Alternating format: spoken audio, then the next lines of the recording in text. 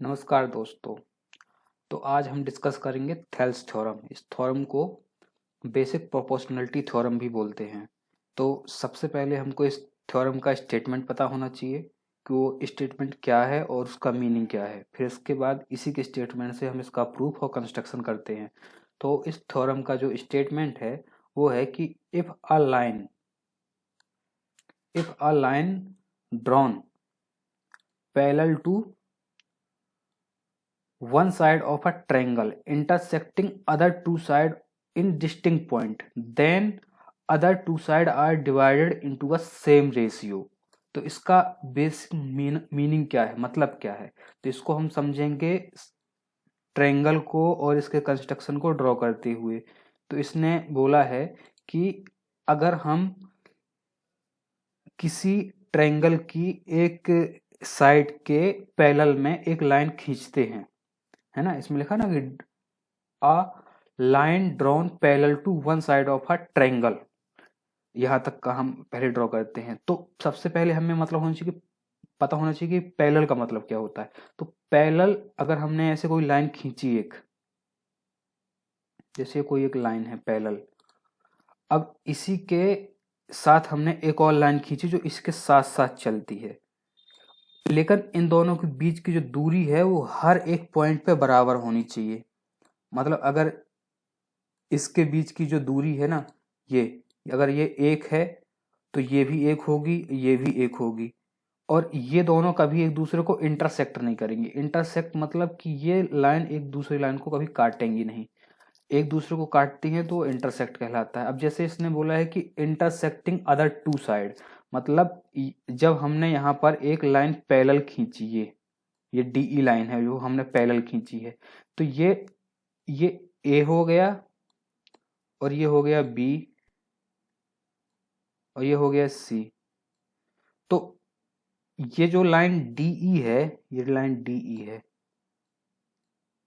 ये line DE है, जो लाइन ए और बी को डी पर इंटरसेक्ट कर रही है और ए और ई लाइन को ई पर इंटरसेक्ट कर रही है।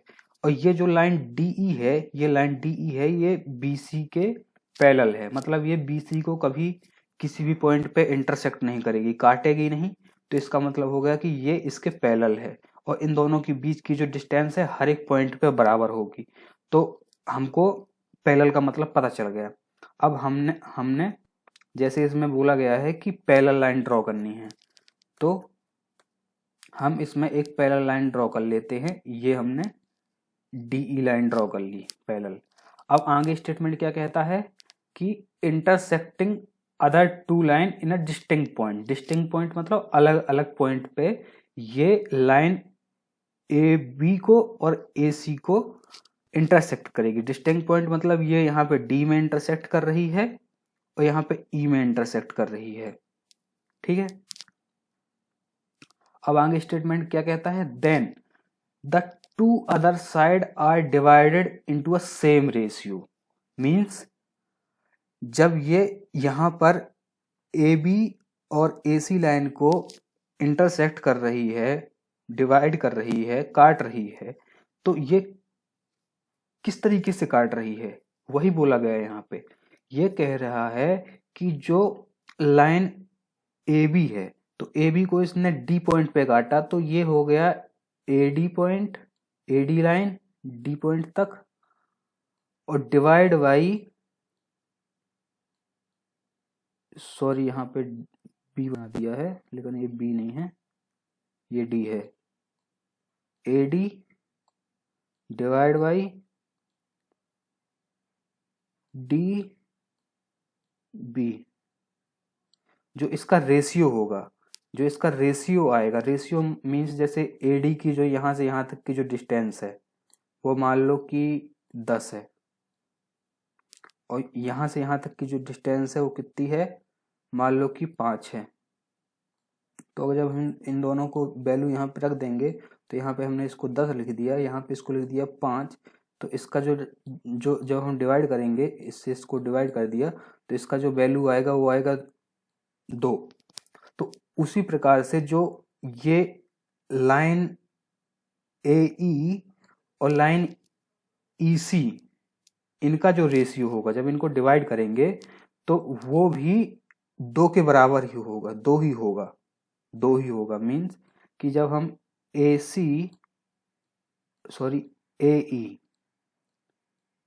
डिवाइड बाई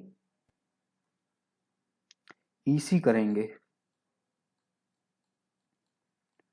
तो जो इसकी वैल्यू आएगी वो भी 2 ही आएगी। मतलब इन दोनों को जब डिवाइड करेंगे तो उसका जो वैल्यू है वो AE अपॉन EC और AD अपॉन BD, इनकी जो दोनों की वैल्यू है वो बराबर होगी। ये है मतलब इन दोनों का रेशियो मतलब जो डिवीजन के बाद जो वैल्यू आती है वो रेशियो कहलाता है। तो वो रेशियो बराबर होगा, मतलब अगर इसकी वैल्यू 2 आ रही है तो इसकी वैल्यू भी 2 आएगी। अब इनका जो रेशियो है हो सकता है कि ये 20/10 हो, लेकिन इनका रेशियो तो 2 ही होगा ना, तो ये इसका रेशियो का मतलब है। तो हमको इसका स्टेटमेंट पता चल गया अच्छे से कि अगर हम किसी ट्रायंगल के एक साइड के पैरेलल में एक लाइन खींचते हैं तो वो लाइन इस ट्रायंगल को 2 डिस्टिंक्ट पॉइंट पर इंटरसेक्ट करेगी और जो इनका डिवीजन के बाद इन लाइन का जो रेशियो होगा वो रेशियो सेम होगा। मतलब AD upon DB, AE upon EC, इनका जो वैल्यू आएगी वो बराबर आएगी। तो यही प्रूफ करना है इसको हमको, ये इसका प्रूफ भी है कि AD upon DB equal to AE upon EC, मतलब ये रेशियो बराबर होना चाहिए। लिखा ना है कि 2 other side are divided into the same ratio, ये है इसका स्टेटमेंट। ये जो लास्ट लाइन है इसके प्रूफ के लिए है और जो यहाँ पे फर्स्ट लाइन है ये इसके कंस्ट्रक्शन करने के लिए है। तो अब हम इसका कंस्ट्रक्शन करेंगे, प्रूफ हमको पता चल गया है, अब इसका हम कंस्ट्रक्शन करेंगे। तो कंस्ट्रक्शन में क्या आएगा, इसके कंस्ट्रक्शन में आएगा कि सबसे पहले हमको B से E को जोड़ना है, ज्वाइन BE एंड DC जोड़ कर देना है। फिर इसके बाद DP परपेंडिकुलर AE पे कर देना है और EQ परपेंडिकुलर AD पे कर देना है। परपेंडिकुलर का मतलब होता है कि कोई एक ऐसी लाइन जो दूसरी लाइन के ऊपर 90 डिग्री का एंगल बनाए। मतलब ये जो एंगल है ये 90 डिग्री होना चाहिए। मतलब जो ये एंगल है ना इनका, ये 90 डिग्री है, ये 90 डिग्री है और ये 90 डिग्री है और ये 90 डिग्री है। तो ये परपेंडिकुलर कहलाते हैं। और परपेंडिकुलर जिस भी लाइन के ऊपर आता है वो लाइन हमेशा बेस कहलाती है। मतलब अगर हम ट्रायंगल ADE ले रहे हैं तो इसका जो परपेंडिकुलर D और P ले रहे हैं तो इसका बेस AE होगा और इसकी जो हाइट होगी DP होगी। ये कॉन्सेप्ट हम यहाँ जब इसका एरिया निकालेंगे तो उसमें यूज होगा। अब हम इसका प्रूफ चालू करते हैं। तो प्रूफ में क्या है कि area of triangle ADE, AD और E, इसका एरिया, हमें ट्रायंगल का एरिया पता है कि base into height 1/2 base into height. तो इसका बेस मैंने बोला कि अगर हम ADE ले रहे हैं तो अभी हम इसमें कौन सा वाला परपेंडिकुलर कंसीडर करेंगे, EQ परपेंडिकुलर कंसीडर करेंगे। EQ क्योंकि ये दोनों ही परपेंडिकुलर हैं तो हमने EQ परपेंडिकुलर कंसीडर कर लिया। तो EQ परपेंडिकुलर कंसीडर किया तो इसको तो हम सिंपल बता सकते हैं कि इसका जो जब परपेंडिकुलर EQ कंसीडर किया है तो इसका बेस होगा AD और इसका हाइट होगी EQ। तो वही हमने लिखा है 1/2 base into height, base AD और EQ। तो ये हो गया एरिया ऑफ ट्रायंगल ADE। इसके बाद सिमिलरली अब हमको एरिया ऑफ ट्रायंगल BDE निकालना है। B और D और E, इस वाले ट्रायंगल का एरिया जो ये वाला ट्रायंगल है इस ट्रायंगल का एरिया निकालना है। अब ये कौन सा एंगल, ये कौन सा ट्रायंगल है? ये है ऑब्ट्यूज ट्रायंगल। ऑब्ट्यूज ट्रायंगल क्या होता है वो हमको समझना पड़ेगा पहले। अगर कोई ट्रायंगल ऐसा ट्रायंगल है जो जिसका ये वाला एंगल 90 डिग्री से ज्यादा है, हम देख रहे हैं ना कि ये वाला एंगल 90 डिग्री से ज्यादा है, ये वाला, ये 90 डिग्री से ज्यादा है। यहाँ पे डी पॉइंट है, ये डी है, ये डी है और ये है बी और ये है सी। तो ये है ऑब्ट्यूज ट्रायंगल, ये 90 डिग्री से ज्यादा एंगल रखता है, तो ये ऑब्ट्यूज ट्रायंगल है। तो ऑब्ट्यूज ट्रायंगल की एक प्रॉपर्टी होती है कि इसका जो परपेंडिकुलर है वो हम इसके वर्टेक्स से डायरेक्ट ड्रॉ नहीं कर सकते हैं, क्योंकि ये कभी जब हम इसके वर्टेक्स से इसका परपेंडिकुलर ड्रॉ करेंगे तो ये 90 डिग्री आएगा ही नहीं। और हमें पता है कि अगर परपेंडिकुलर ड्रॉ कर रहे हैं तो 90 डिग्री होना चाहिए। तो इसकी बेस तो हम कंसीडर कर लेंगे, ये हम बेस इसका कंसीडर कर लेंगे, डी और बी इसका बेस कंसीडर कर लेंगे। लेकिन इसका जो हाइट है वो क्या कंसीडर करेंगे, क्योंकि इसका हमारे पास सही तरीके से परपेंडिकुलर तो ड्रॉ हो ही नहीं पा रहा है। तो इसके लिए कॉन्सेप्ट ये है इसका कि इस लाइन को थोड़ा सा डी के बाहर की तरफ एक्सटेंड करना होता है और फिर सी से डायरेक्ट परपेंडिकुलर इस वाई लाइन पर ड्रॉ करना होता है। तो जो ये वाला परपेंडिकुलर होता है तो ये इसकी हाइट को कंसीडर करते हैं। तो हमने यहाँ पर इस वाले में EQ पहले से ड्रॉ कर रखा है, तो ये क्या है, ये Q है। तो इसका जो परपेंडिकुलर होगा क्या होगा, ये C नहीं है, ये सॉरी E है, ये EQ इसका परपेंडिकुलर होगा, तो वही हमने EQ लिखा है। अब अगर आपसे कोई पूछेगा कि आपका ट्रायंगल तो डी बी और ई है या बी डी ई है, तो आप इसके बाहर का हाइट इसके बाहर से कैसे कंसीडर कर रहे हैं, तो आप उनको बताइएगा कि ये ऑब्ट्यूज ट्रायंगल है, इसलिए जो इसका हाइट है इसका परपेंडिकुलर है, इसके बाहर लिया है हमने। तो ये कॉन्सेप्ट सेम कॉन्सेप्ट ये ट्रायंगल सी डी ई में भी यूज होगा। तो अब हमने यहाँ से इस कॉन्सेप्ट को यूज करते हुए area of triangle D B E निकाल लिया 1/2 बेस इंटू हाइट करके। तो इसका बेस क्या है, डीबी है। बेस डीबी ही क्यों है, क्योंकि इसी के ऊपर परपेंडिकुलर डाला जा रहा है, ये डीई परपेंडिकुलर डाला जा रहा है ना इसके ऊपर, तो इसलिए बेस है। तो डी बी परपेंडिकुलर है और EQ इसकी हाइट है। तो ये इसका फर्स्ट पोर्शन कंप्लीट हो गया प्रूफ का। अब हमको क्या करना है कि ये इक्वेशन 1 दे देना है, इक्वेशन 2 दे देना है। अब इन दोनों इक्वेशन को एक दूसरे से डिवाइड कर देना है। तो यहाँ पे मैंने area of triangle ADE upon area of triangle BDE divide कर दिया और यहाँ पे उनकी वैल्यू रख दी। तो जो EQ है, EQ से कैंसिल हो जाएगा, 1/2 से कैंसिल हो जाएगा, तो यहाँ पर बचेगा ये AD और DB। इसके बाद इसको हम इक्वेशन A लिख देते हैं। अब सिमिलरली हमने पहले ADE ट्रायंगल और BDE ट्रायंगल कंसीडर किया, ये वाला पोर्शन कंसीडर किया। अब सेम कॉन्सेप्ट को हमको ADE ऊपर वाला ट्रायंगल सेम रहेगा, हालांकि हम इसका नाम बदल देते हैं कहीं कहीं। जैसे हमने इसमें ADE लिया, तो इसका जो बेस है AD की जगह AD आया और इसका जो हाइट है EQ आया। अगर हम इसमें कंसीडर करेंगे तो हम इसको क्या लिख सकते हैं, AED लिख सकते हैं, लेकिन हमने इसमें इजी टू अंडरस्टैंड करने के लिए ADE ही लिया है।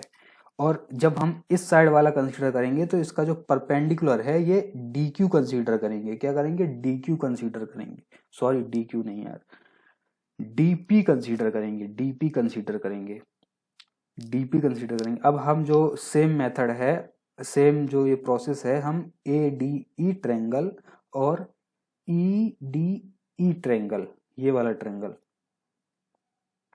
एक ये ट्रायंगल होगा और एक ये वाला ट्रायंगल, ये इस पे लगाएंगे। तो हमने यहाँ पे लिख दिया है कि area of triangle A D E 1/2 base into height, जैसे ऊपर किया था वैसे ही ये है, तो इक्वेशन 3 बन गया।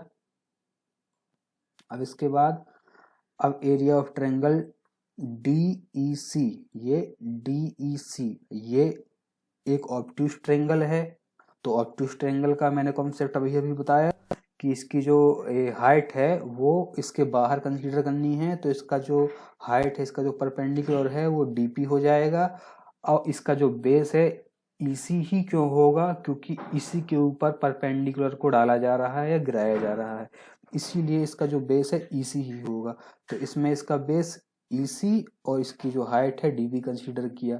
तो area of triangle D E C आ गया 1/2 इंटू बेस मतलब ईसी इंटू हाइट मतलब डीपी, इक्वेशन नंबर 4। अब सिमिलरली इसको भी हमको क्या करना है कि इक्वेशन 3 को इक्वेशन 4 से डिवाइड कर देना है। तो area of triangle A D E upon area of triangle D E C divide करने पर ये वैल्यू आएगी। अब इसमें ये डीपी से डीपी कैंसिल कर देना है और 1/2 से 1/2 कैंसिल कर देना है। अब यहाँ पे बचेगा ए ई अपॉन ई सी, ए ई अपॉन ई सी, ये मिल गया हमको। अब ये इक्वेशन नंबर बी दे देना है।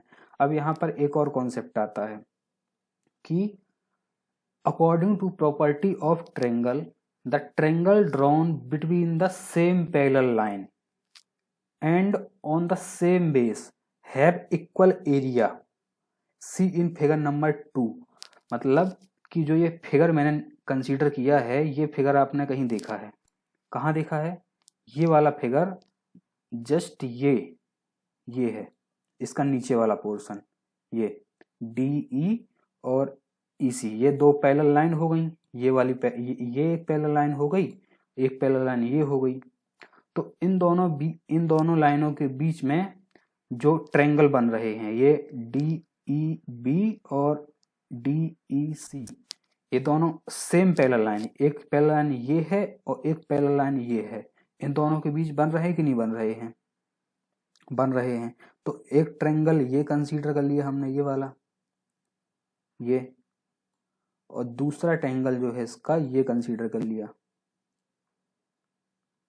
तो ये दोनों ट्रायंगल जब सेम पैरेलल लाइन के बीच में बन रहे हैं और इनका एक बेस डीई सेम है, तो इन दोनों का जो एरिया होगा वो भी बराबर होगा। तो यही इसका मतलब है कि triangle drawn between the same parallel line, ये एक पैरेलल लाइन है, एक ये पैरेलल लाइन है। दोनों ट्रायंगल के लिए दो ही पैरेलल लाइन है जो भी दोनों में सेम है।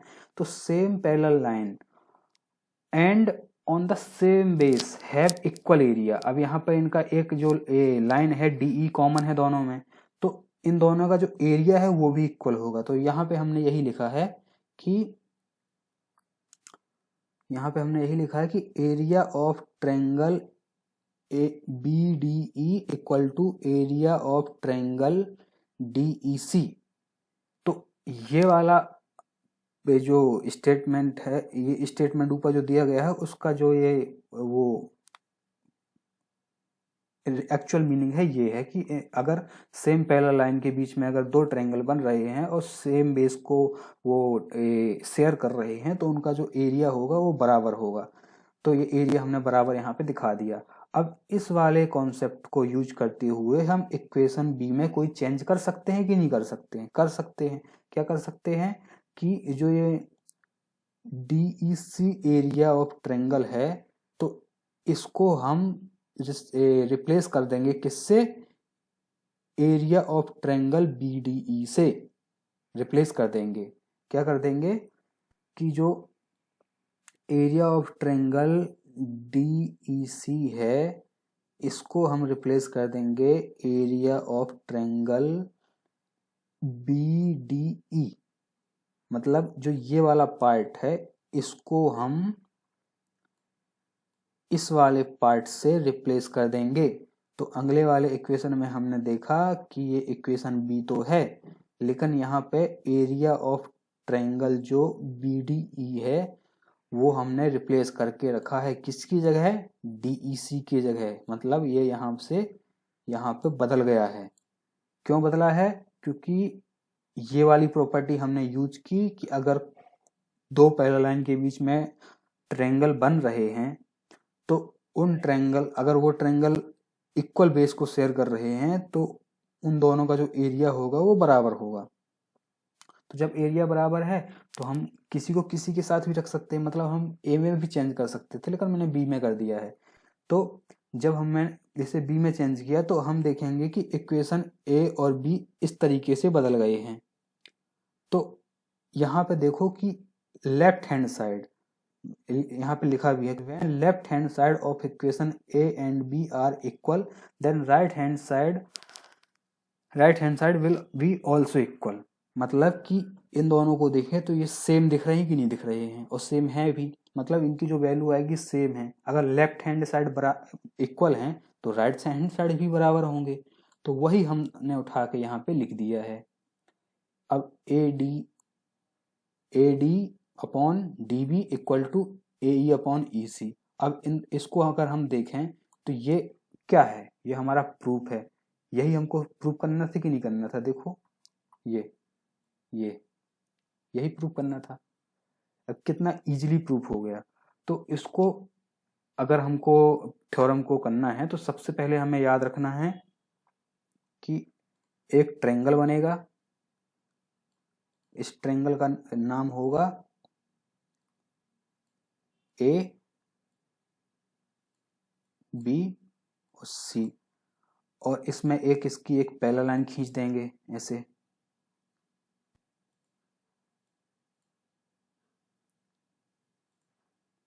एक ये पैरेलल लाइन खींच दी मैंने इसको यहाँ से।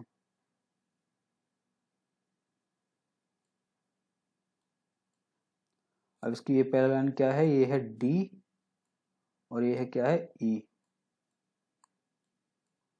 अब ये क्या कहता है कि अगर एक ट्रायंगल के पैरेलल में एक लाइन खींचनी है जो कि इस ट्रायंगल की अदर टू साइड को अलग अलग पॉइंट पे, डिस्टिंक्ट पॉइंट पे इंटरसेक्ट करती हो, तो जो अलग अलग लाइन का रेशियो है वो दूसरी लाइन के बराबर होगा। मतलब कि जो AD अपॉन, सॉरी ये B बन जाता है, एक्चुअली वो A है, A और D अपॉन D और ये B, इसका जो रेशियो है, मतलब ये D इन दोनों ए बी लाइन को डिवाइड कर रहा है ना दो भागों में। तो जो AD है ऊपर वाला भाग हो गया और DB हो गया नीचे वाला भाग। तो इन दोनों को डिवाइड कर दिया तो इसका जो रेशियो आएगा वो AE अपॉन EC। मतलब ये वाली लाइन है, इसको भी अलग अलग दो भागों में बांट रहा है, तो इसके जो रेशियो आएगा उसके बराबर होगा। बस इसका इतना सिंपल सा स्टेटमेंट है और इसी को प्रूव करना है। तो सबसे पहले हमको इसको कंस्ट्रक्शन करना है कि B को E से जोड़ देना है और D को C से जोड़ देना है, और D से AE पे परपेंडिकुलर डाल देना है, E से AD पे परपेंडिकुलर डाल देना है। इस परपेंडिकुलर का नाम दे देना है Q, इस परपेंडिकुलर का नाम दे देना है Q, इसका P दे देना है, P है ना, हाँ P दे देना है। ये हो गया कंस्ट्रक्शन। अब कंस्ट्रक्शन में हमको पहले ADE सब दोनों में कॉमन रहेगा एरिया, और इसमें DE और B ट्रायंगल ले लेना है। अब अगली बार में ऊपर वाला ट्रायंगल सेम रहेगा, बस इसका परपेंडिकुलर बदल देना है, और नीचे वाले में DEC ट्रायंगल लेना है, और इसमें हमको ऑब्ट्यूज ट्रायंगल की प्रॉपर्टी लगा के इसकी हाइट कंसीडर कर लेनी है। अब जब ये दोनों ट्रायंगल कंसीडर करेंगे तो दोनों चार इक्वेशन बनेंगी। चारों इक्वेशन में से इक्वेशन 1 को 2 से डिवाइड कर देना है और 3 को 4 से डिवाइड कर देना है। अब फिर हमको इसमें वो प्रॉपर्टी, ट्रायंगल की प्रॉपर्टी निकालनी है कि अगर दो पैरेलल लाइन के बीच में अगर ट्रायंगल बन रहे हैं, दो सेम पैरेलल लाइन के बीच में अगर ट्रायंगल बन रहे हैं तो उनका जो एरिया है सेम होगा। कब होगा? जब वो इक्वल बेस को शेयर कर रहे होंगे। तो वही हमने कॉन्सेप्ट लगा के एरिया ऑफ ट्रायंगल DEC को एरिया ऑफ ट्रायंगल DBE को बराबर कर दिया है और बी वाले में इसको रिप्लेस कर दिया है। तो जब लेफ्ट हैंड साइड बराबर है तो राइट हैंड साइड भी बराबर हो जाएगा।